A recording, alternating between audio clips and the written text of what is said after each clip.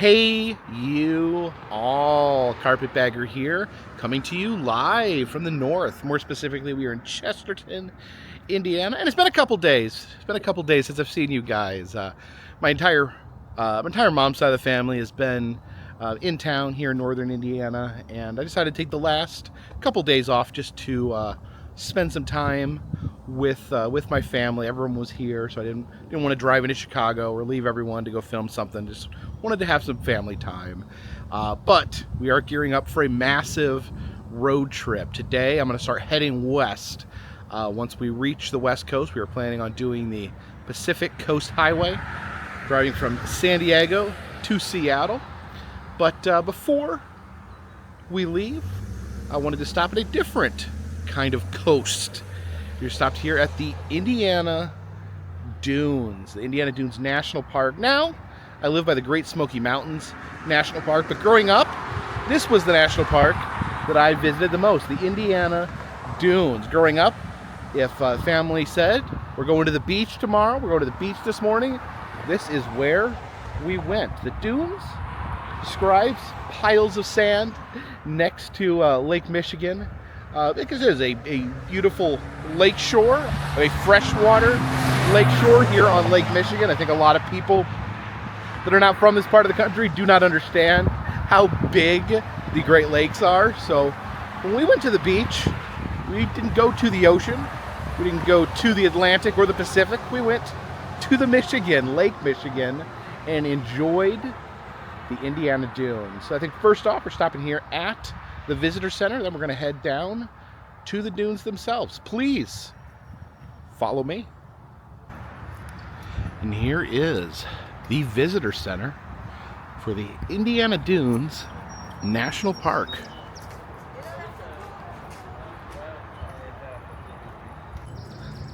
Have a buffalo over here. Not entirely sure why. We do not have buffalo in this part of the country. Maybe at one point we did.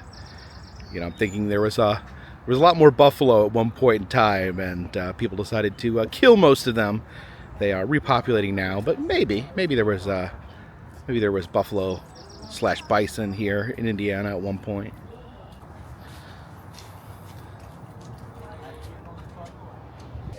So it looks like this is their educational area.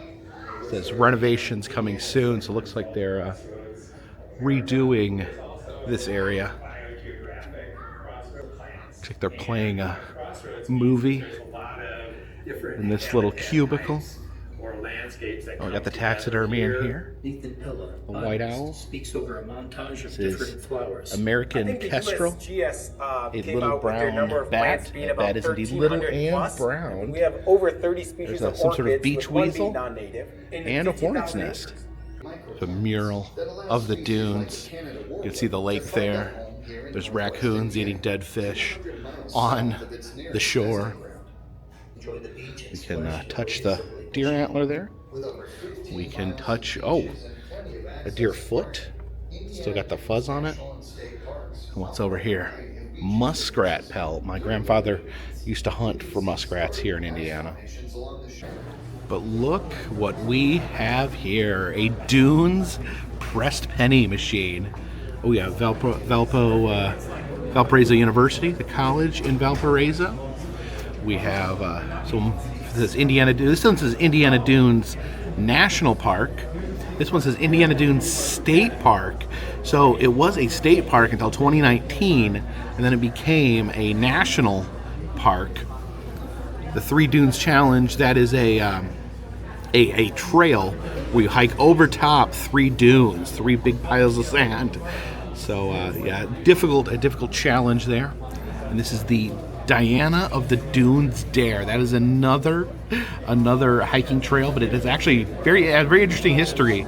Diana of the Dunes was a lady that actually lived at the dunes. She lived in like primitive camping conditions, lived at the dunes, and a lot of people believe that her ghost still haunts the dunes. Diana of the Dunes. Let's go ahead and get all 5 of these pressed pennies. It is quarter penny. Drop them down, turn the crank,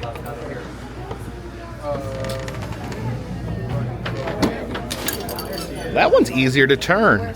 Easier to turn than most press penny machines. This must be a brand spanking new press penny machine. There we go, a handful of Dune pennies for the collection. We'll check out the Beaches and Beyond gift shop. There's a Wildlife in Indiana shirt. I've never seen otters here in Indiana. Here is the shirts for the different trails, the Three Dunes Challenge, which sounds very challenging when they put it like that. Also the Diana of the Dunes Dare. You can see Diana there, the primitive living alleged ghost. Have some Indiana scented candles here. And this is the Sand and Steel Coffee, because I guess to reflect the sand on the beach and the steel mills that were also built on the beach. It's the Dunes pin, and I think these are for like walking sticks when you go hiking. So I'm looking at this map of the dunes, and it's actually kind of confusing because apparently Indiana Dunes State Park still does exist as a smaller part of the national park. And the national park was only founded in 2019. So, yeah, very, very interesting. Kind of confusing.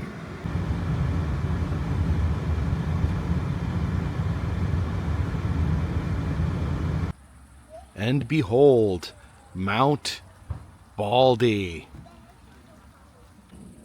Yes, this giant pile of sand that you see before you. This is Mount Baldi. Many elementary school field trip was taken here at Mount Baldi. Now on the other side of the mountain is the actual beach, and you can see it's actually encroaching here because the Mount Baldi actually moves. It actually moves every year. It's like a big roaming mountain of sand. And we used to, on the field trips, would run up to the top of Mount Baldi and run back down onto the beach.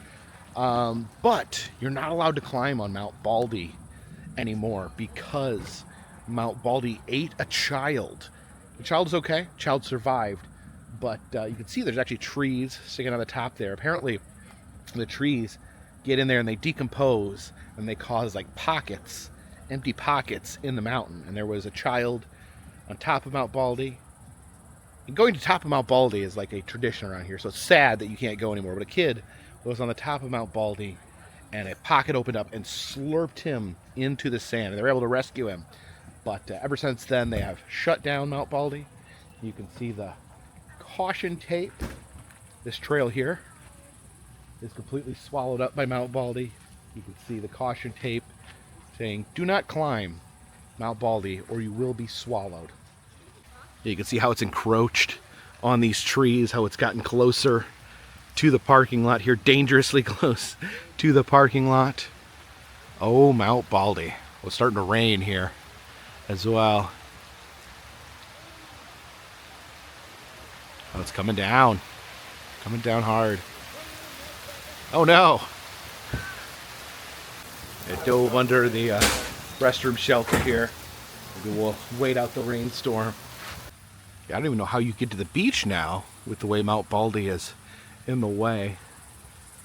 Okay, it looks like there is a trail you can take to the beach. Trail to the beach. I don't know why the trail takes us that way when the beach is that way, but hopefully we can find the beach from here. Yeah, you can see the map here. We are right here.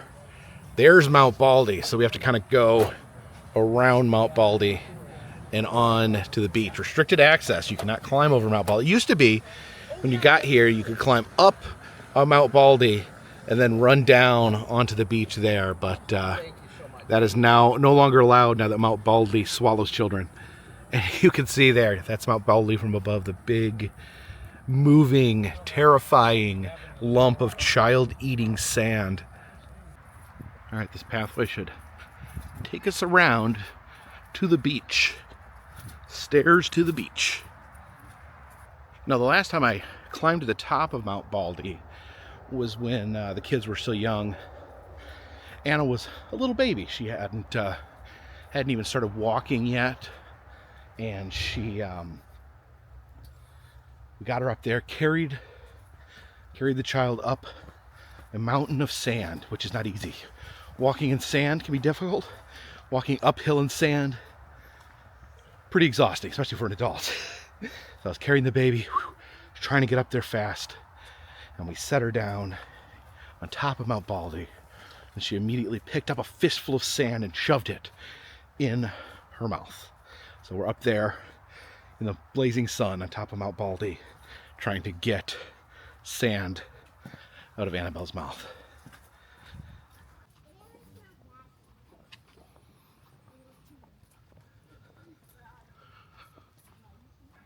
Yeah, nothing like a good sandy walk through the woods.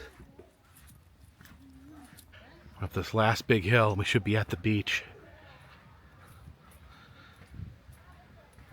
You're actually walking up the side of Mount Baldi, this side here, the low end. Okay, so we actually are pretty fair ways up here on Mount Baldi. I guess this section we're still allowed to be on, but I guess you can't go to the tippy top of Mount Baldi there. But you can look out in to the magnificent Great Lake, Lake Michigan here. And you can see the steel mills, the nuclear power plant over there as well. I think we're gonna leave the Crocs and socks right here so we can walk down to the beach. All right, down the mountain into the beach. Yeah, as kids in elementary school, middle school, they took us to field trips here, and we would just climb to the top and then run as fast as we could down to the beach. Some people would roll. It was it was a highlight of the school year.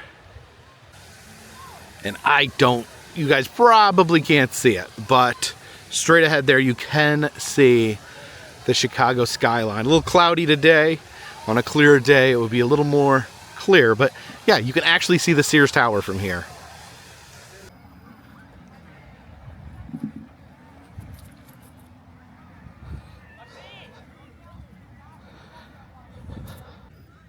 So yeah, this is my childhood beach. My parents said we're going to the beach. This is where we went. And you can see, I think some people not from this part of the country wouldn't think that you could have a beach in Indiana, but here we are.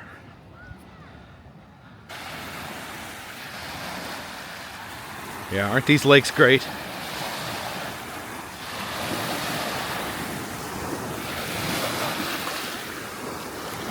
Ooh, that's cold. That is really cold. Oh boy.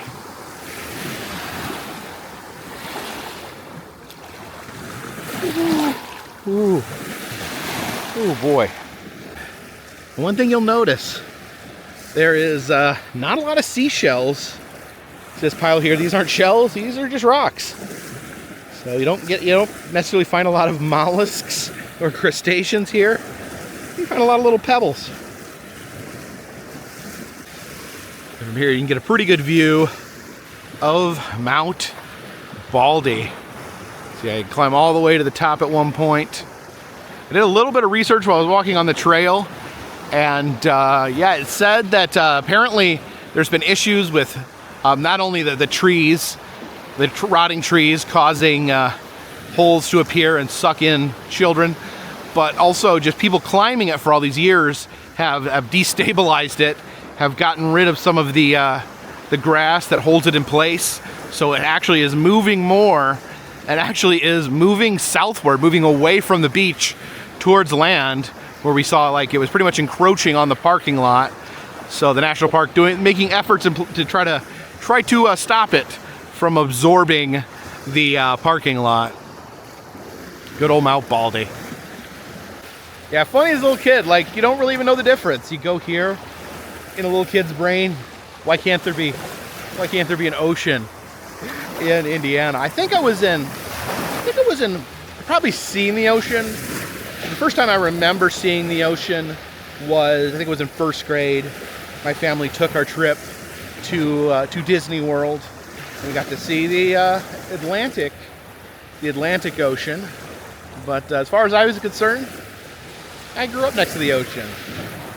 The ocean named Lake Michigan.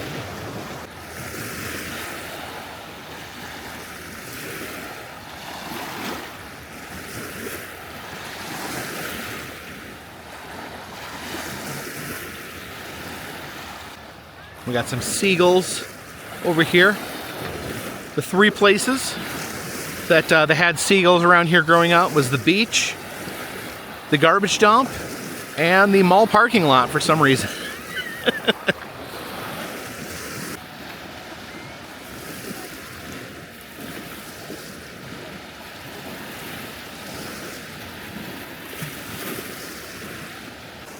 Looking over at Mount Baldi, I do have some feelings of regret coming down here, knowing we have to walk up a sand mountain to get back to my car.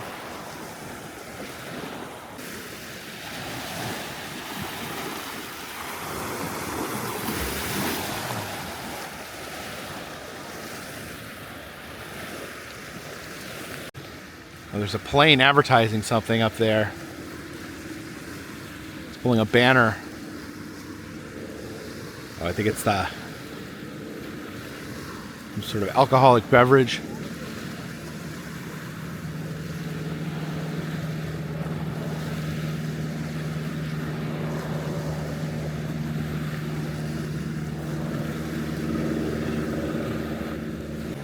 All right, time to head back up the mountain.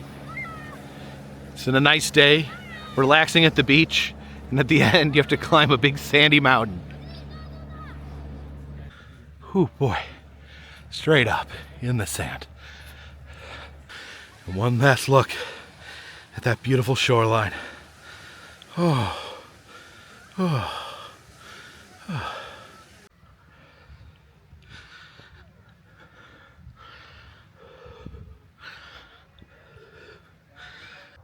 Now, one thing I have a hard time coping with is sandy feet.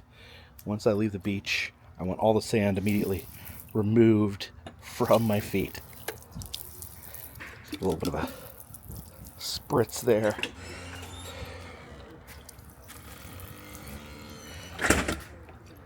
It's not exactly a sandblaster. And a goodbye to Mount Baldi, currently swallowing its own parking lot.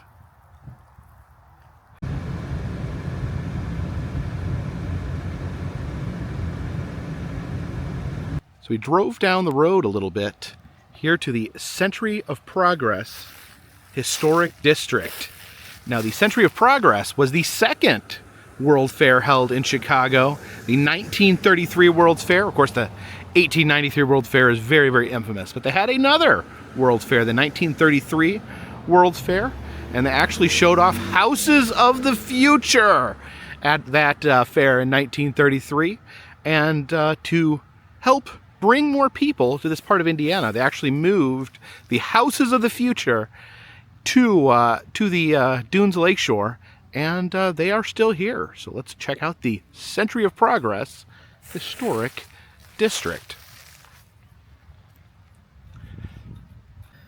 And along the strip, we have those houses. This is the Cypress Log Cabin. Now, it does say that this is a private residence.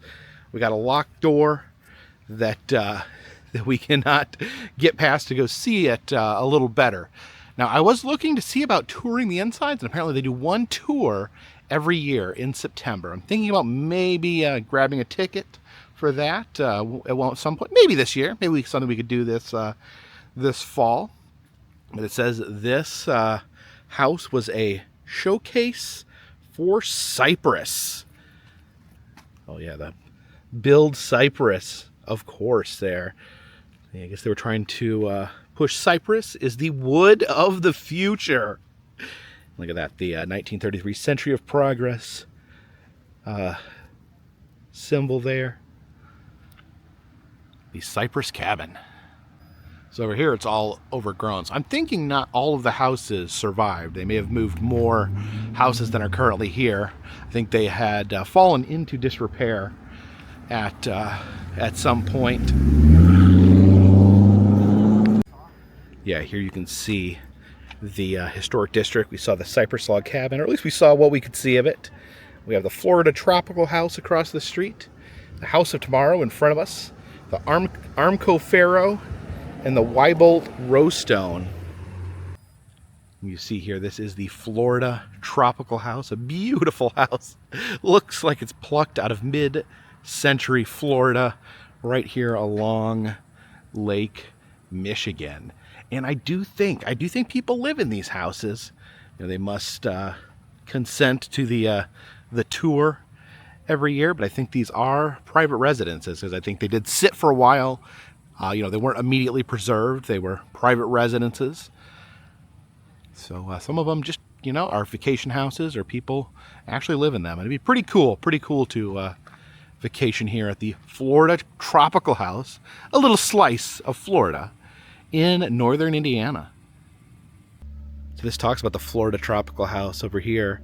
And it says it actually was sponsored by the state of Florida. So they're promoting Florida living to the world at the state fair. You can see some of the inside shots, inside pictures of the Florida Tropical House. And it says that it actually became a navigational beacon because boats could see the bright pink color from the lake. And up there on top of the hill, we have possibly the most ambitious house from the Century of Progress. The House of Tomorrow says they are currently in the process of restoring the House of Tomorrow. It's interesting. The House of Tomorrow is 1933, so I guess technically we're in tomorrow right now, but it is getting a good refurbishment. Hopefully it'll see its past glory and truly become the House of Tomorrow at some point. Now, it looks like we can walk up and get a little bit closer look at the House of Tomorrow. I guess this is not a private residence because no one's actually living. No one's actually living in it. You can see the sign here. It says that it's under construction. And this is interesting. This walkway here actually is a sidewalk that goes in front of the other houses on this side. I don't know if we should walk down there or not. We might be trespassing. Let's see if we could just get a little peek. We won't trespass, but okay. Yeah, you can see the House of Cypress over here. Just a little bit closer view of the Cypress House. I won't go any further because it'd be like I'm walking up in their front yard. And of course, a beautiful view of the Florida Tropical House from up here. Yeah, I think if I had to live in one of them, it would be the Florida Tropical House. You see the balcony up there. You can look out onto the lake. But the House of Tomorrow. Apparently it was designed to be a glass house. They found that the heat from the sun actually caused the insides to heat up. So that became an innovation, a way to heat the inside of a house using sunlight. Let's see, we'll walk up the stairs here. Yeah, you can see active construction, fresh construction occurring here. So that is a good sign that they're going to get this fixed up and maybe allow the public inside. Now this is interesting here. This is a airplane hangar built onto the house. I don't know how they're supposed to, that's not much of a runway, so I guess you're supposed to just buzz out here with your airplane and take it over top the lake. And next to the House of Tomorrow, we have the Armco Faro House. And this one is interesting. It apparently was designed so it could be just slotted together. Like there's different pieces, kind of like a prefabricated home where it basically comes in a kit. You slide all the pieces together like building blocks, and then you have a home. The idea was that it could be a easily mass-produced, affordable home for people to live in. So kind of like a forefather to the modern pre-built or prefabricated homes. But back then that was revolutionary. I don't know if if the actual process here ever took off, but kind of an interesting concept. So they were floating different ideas, different ways, trying to create a different way of building houses. It says it's made out of steel, enamel, and porcelain, with no wood used in its construction. Oh, and apparently it was also made of asbestos. So that's definitely a mark against it. And the final Century of Progress house is the Rowstone house. Now, Rowstone apparently was a man-made type of stone composed of limestone, shale, and alkali that they thought would be the perfect building material. Unfortunately, over the years, it proved to not be able to tolerate at least this weather. It's harsh weather here. It gets cold, snowy. You get the wind off of the lake, and the Rowstone started to degrade and actually had to be replaced with other types of stone. But still a pretty beautiful home here. Yeah, definitely not lacking in style. What it lacks in building material, it makes up for in style. Kind of a better view of the House of Tomorrow from this angle. You can see that all that open spaces, and it will be all glass on the outside. It's kind of like a big aquarium. But I still think that gorgeous Florida tropical house, still my favorite. Still my favorite.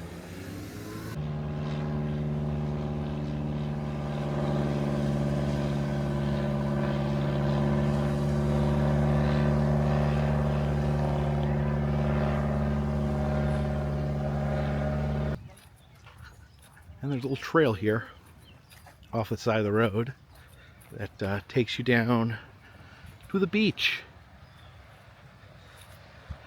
Although you have to walk through all these brambles, I guess. Oh, no. Path goes this way. You can look out onto the beach there. It's the Florida tropical house overlooking the beach.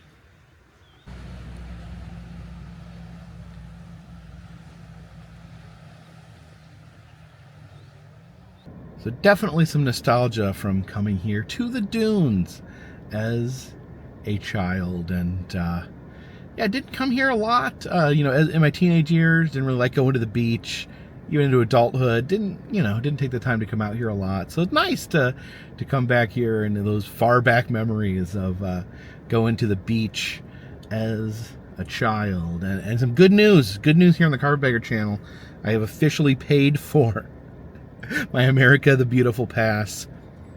We was $80 to start with. I think this bumped. I think it was $25 access to the national park here, so that definitely bumps me over all the admission fees that I've paid this year. So any other national parks I go to, it's all gravy. But I think now we're gonna start heading west. The goal is to get to the West Coast in about 10 days, I think. Going to be trying to do some fun stuff along the way as we travel westward. So I hope you guys will come with me, and we are going to start heading west right now.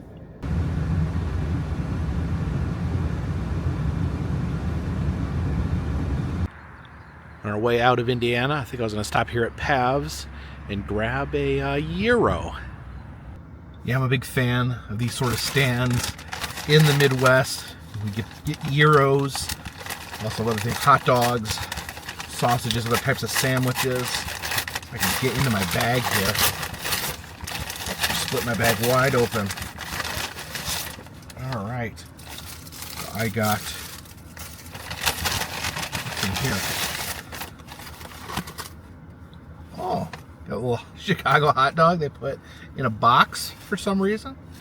I don't know when I'll get my next Chicago hot dog, so I wanted to get one before I headed out of the area.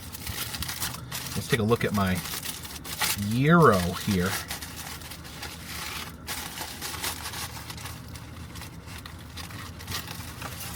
Oh boy.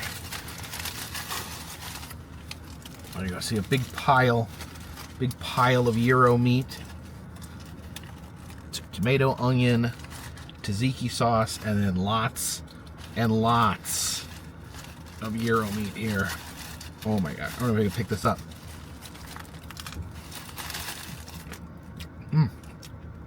Meat's really delicious. Although the pita is like crispy and crunchy. I don't know if I've had it like that before. That's interesting. But let me see if I can pick up this Chicago. Uh-oh.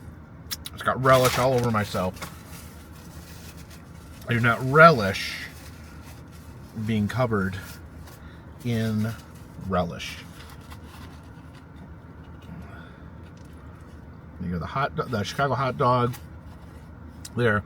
The relish is not green as it's supposed to be. They're supposed to have like the neon green relish for the Chicago dog.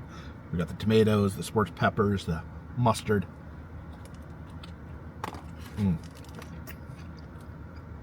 Very tasty. You can taste the celery salt. It's sprinkled all over it. So, just delicious little Midwest dinner here.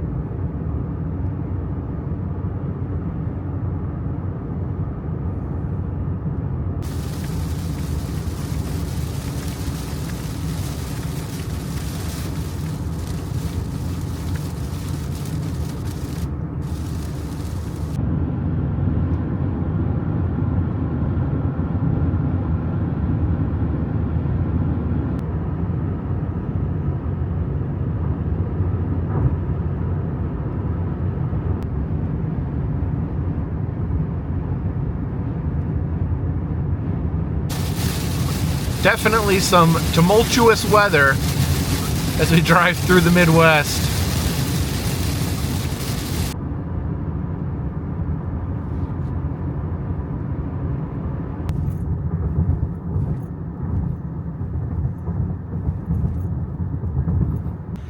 Stopped off here in Champaign, Illinois, where they're having a very soggy evening.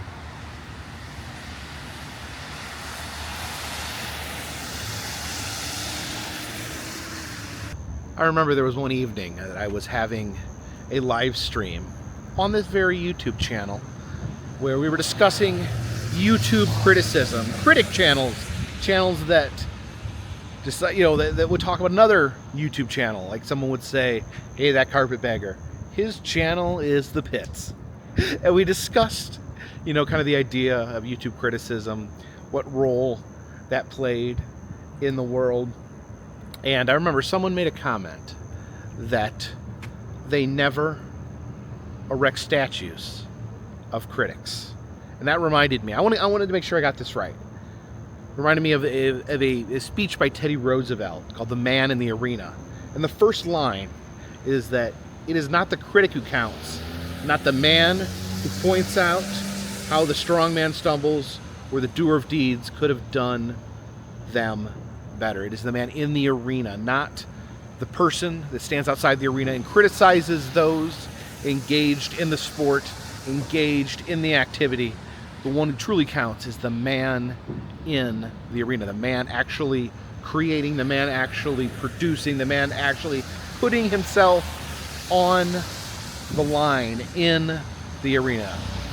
Someone said, no one ever erects statues to critics. However, someone else in that same live stream pointed out that is factually inaccurate because they do erect statues of critics, especially here in Champaign, Illinois, where they erected a statue to possibly the most famous critic that has ever lived, Mr. Roger Ebert. Here in front of the Virginia Theater, we see a statue of Mr. Roger Ebert sitting in a theater seat giving his famed thumbs up. If he liked a movie, he would give it a thumbs up. If he did not like a movie, he would give it a thumbs down. All the power lied in his thumb. As you can see, people visit. They want to touch the part of Roger Ebert that he is most known for. Not his face, not his belly, but his thumb. People come to rub the thumb of Roger Ebert. That's why it's so shiny. That's why it stands out. That's why all the patina has been rubbed away from that thumb as he holds it aloft, showing that this movie is good.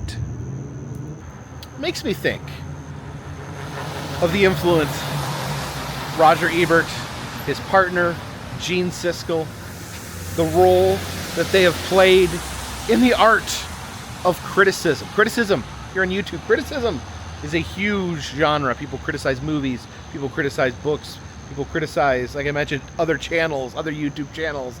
People criticize just about anything. And it was different in the day. If you wanted to know if a movie was good, you asked Roger Ebert and Gene Siskel, and they gave it a thumbs up, a thumbs down, or maybe one would give it a thumbs up and one would give it a thumbs down. It was a different time. Two educated men would tell you if a movie was good. Now, it is the internet hive mind generally who decides if something is good. But before that, the idea that a movie, a film, if you will, was good or bad, lied on this man's shoulders, as well as his partner, Gene Siskel, not pictured here. But it definitely is interesting. And you know what? Like, I 100% understand why they existed back then when they were criticizing movies. It was expensive to go see a movie. It wasn't generally just you pay $10 a month and watch something on streaming. It was, if you wanted to go see a movie, you had to go see it in the theater, generally. And, you know, it may not come out on video for years after it's in a movie theater. So it was an important decision. Am I going to go see this in the theater? Am I going to spend the money? Am I going to take my family? So Ebert and Siskel would tell you their opinion. And, you know, they were men of high intellect. You know, they didn't necessarily like a lot of, like, big explosions and things like that. They notoriously hated slasher movies, but they gave their educated opinion on whether or not a movie was a quality movie or not.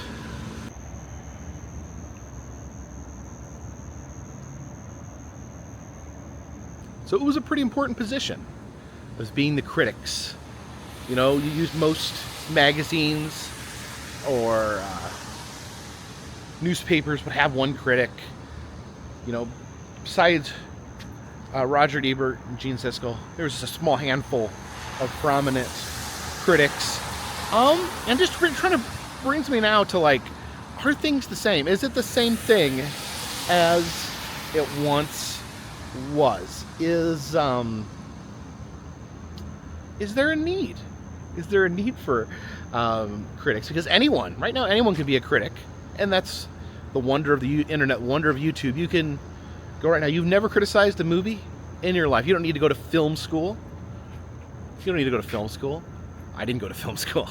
You don't need to go to film school to make a movie or to judge a movie. You just fire up your phone, your camera, and you can do that. I could fire up. That's what one day I fired up my camera and I took it to a Civil War monument and I shot my first video. Right now, maybe you've never done a video before. You could fire up your camera right now and you could review the new Jurassic Park movie or the new Superman movie. Give your opinion. There's nothing out there that stops you from giving your opinion.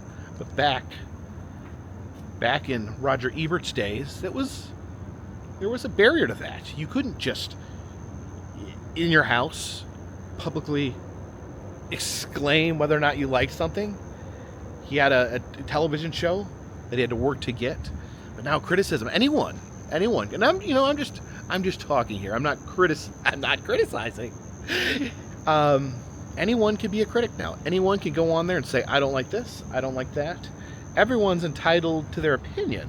But it's interesting, when there's so many opinions out there, does one man's opinion even matter? Does anyone's opinion really matter? And it's a little different now.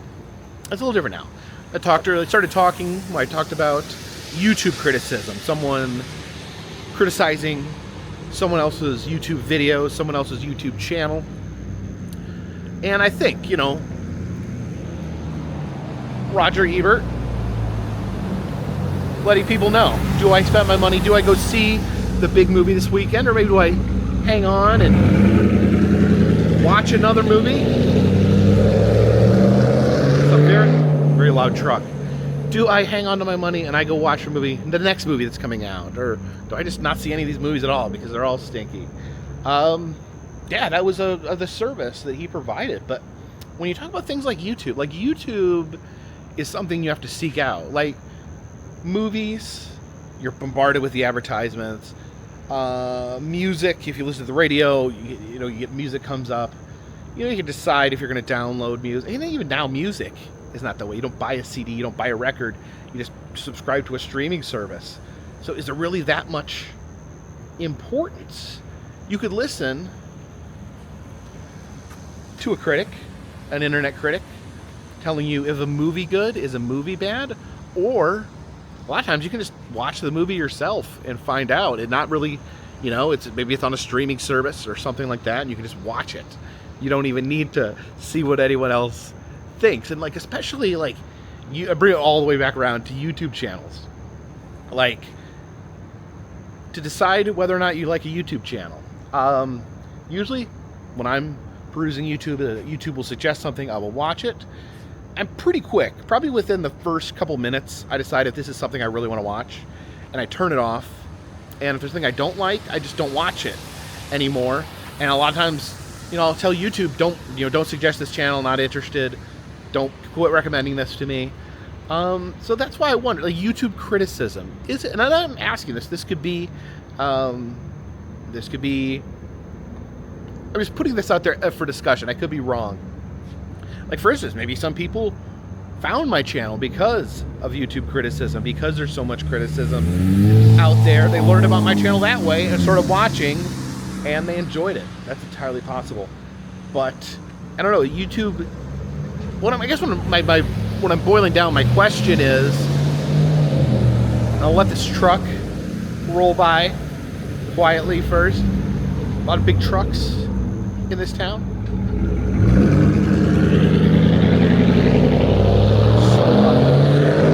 Is that the same truck?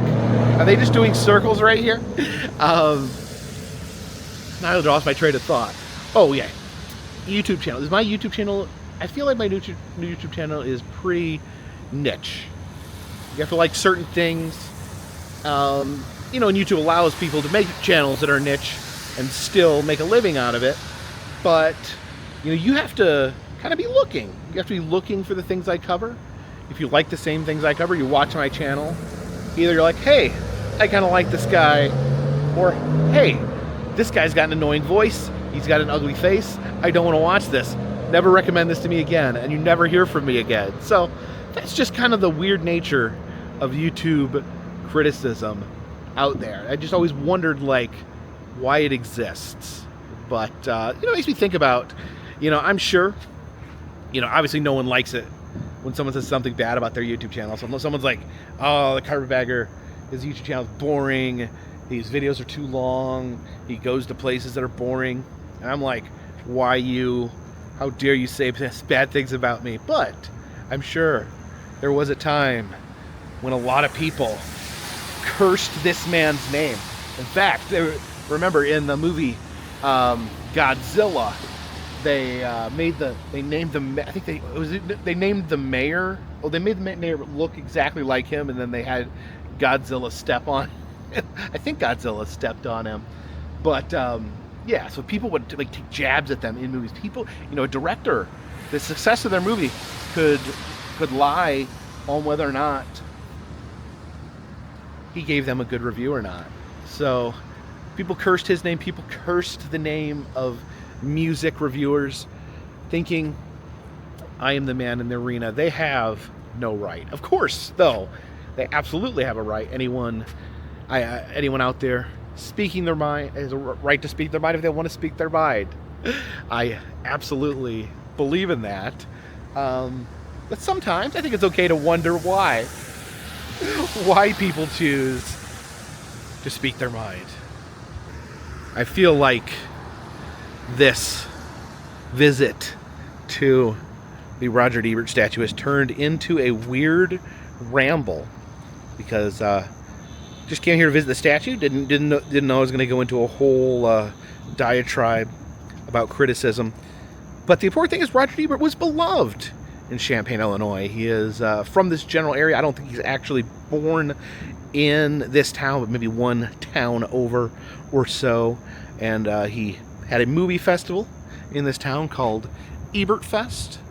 And he had a very, very brutal battle with cancer. It was a very brave.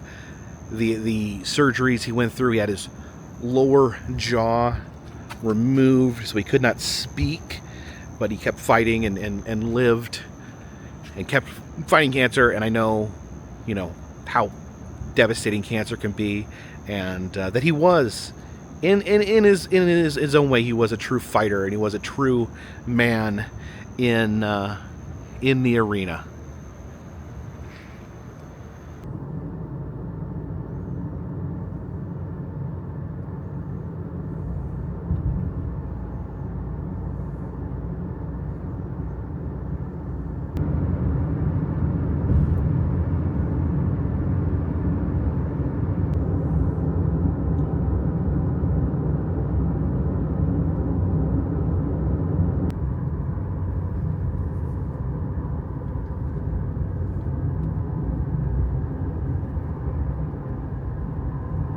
And we have landed in St. Louis, Missouri, which means we are officially west of the Mississippi River.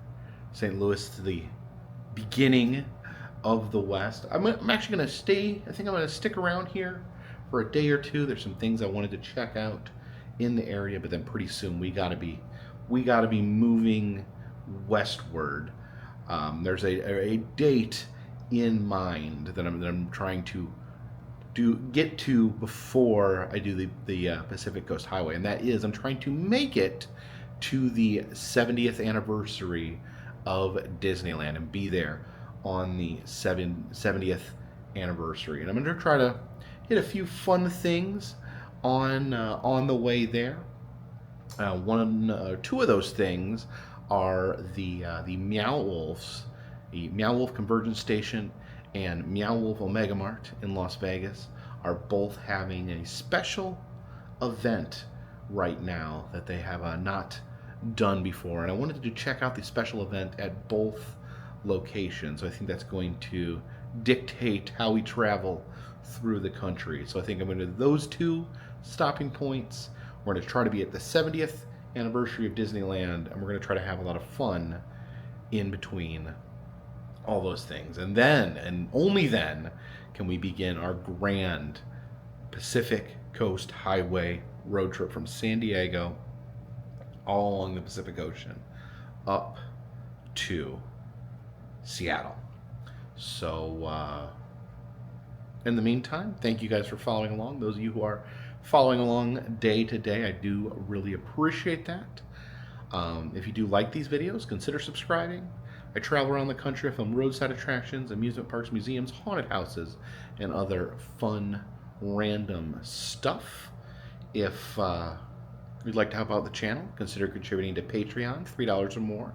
We'll get you a postcard once a month from me to you. Also selling souvenirs in the souvenir shop and doing personalized messages on Cameo. Of course, All those things help keep this train on the track, this boat in the water, this dirigible in the air. Until next time, my friends, this one's in the bag.